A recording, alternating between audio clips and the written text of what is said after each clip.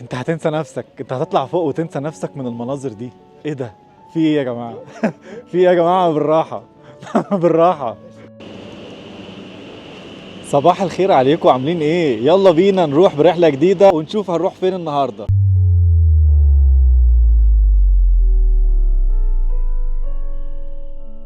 ميزة العربية يا جماعة ان هي بتلف طول ما انت ماشي، عشان توريك لو انت في ناس كتير قاعدة معاك في العربية فبتخليك تلف، لان هنا العربية مثلا في امكانية ان ناس كتير قوي تقعد، غير بتاع بيلاتوس. في بيلاتوس انت بتخش العربية لوحدك وبتقعد مع نفسك وخلاص، انما طول ما انت قاعد هنا مع ناس كتير فانت بتبقى عايز مثلا تبقى قاعد في الجنب ده او عايز تقعد في الجنب ده، لا هي العربية بتلف بيك عشان تشوف انت كل المناظر اللي ممكن تشوفها من اي اتجاه.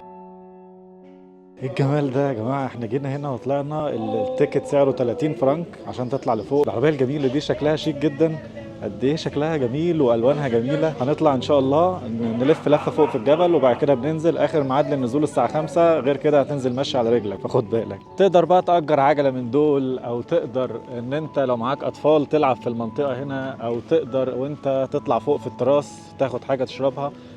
في كمان بقى اللعبه التانيه اللي مشهوره جدا هنا في سويسرا، اللي هو انت بتركب بقى على العربيات دي وبتنزل تتزحلق تلف، طبعا بقى تشوف المنظر كله من هناك. وفي طبعا الجسر الكبير ده، الجسر اللي هو اسمه سكاي وور، عباره عن جسر كده بقى في وسط الجبال. ده بقى انت بتبقى ماشي بقى تحس ان انت ماشي في الهواء، يعني حاجه كده جميله. يعني بصوا اصلا يا جماعه المنظر عامل ازاي.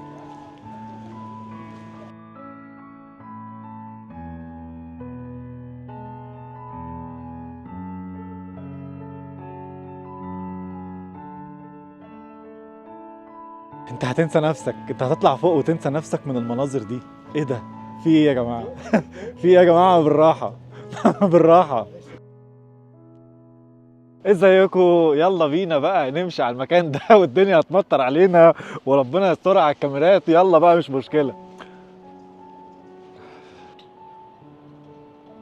البتاع بيتهز بشكل مخيف بجد، بس تجربة جميلة جدا. بص البتاع بيتهز ازاي. لحد دلوقتي احنا ما دفعناش حاجة خالص غير التلفريك وثمنه 30 فرنك من تحت لحد فوق. في العربيات هنشوفها في الفيديو، بس طبعا دلوقتي هو قالوا لي عشان في مطر احنا وقفناها. دي ب 6 فرنك اللف. تاخد عربية كده وفيها زي سكينة، السكينة دي بتطلعها لقدام بتمشيك بسرعة، ترجعها لورا تديك فرامل، يعني تفرمل بيك شوية بحيث ان انت ما تخبطش اللي قدامك او كده. جميلة جدا وان شاء الله هنروح نجربها، بس لما ايه المطرة تخف شوية. هو مطرة مش كتيرة بس في مطر، يعني هو في مطرة انا حاسس بيها يعني. بتندع. واو يا جماعة بجد، الجسر ده مجاني يا جماعة.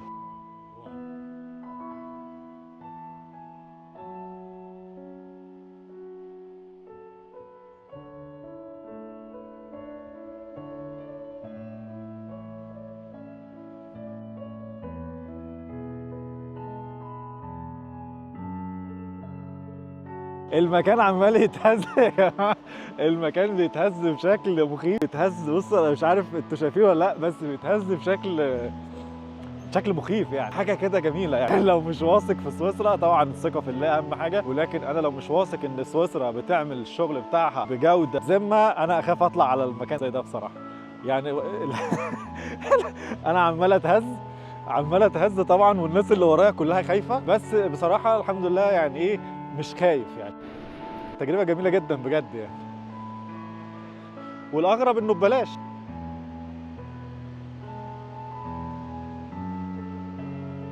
بعد ما بتطلع بتلاقي بقى فيه زي مجمع كده عاملين بقى فيه كل حاجة فوق، وده مجسم للعربية اللي احنا إن شاء الله هنركبها الوقت لما المطر يقف.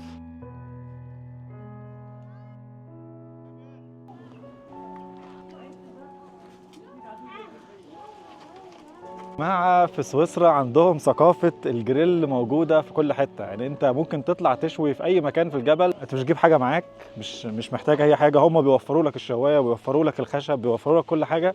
انت كل اللي عليك ان انت تطلع تاخد عيلتك وتستمتع بالاجواء الجميلة دي بجد يعني. قد ايه مكان رائع كده. الجسر المعلق ده بجد جميل جدا، مخيف لبعض الناس شوية ولكن جميل يعني. هتحس كده ان الادرينالين بيجري جوه جسمك.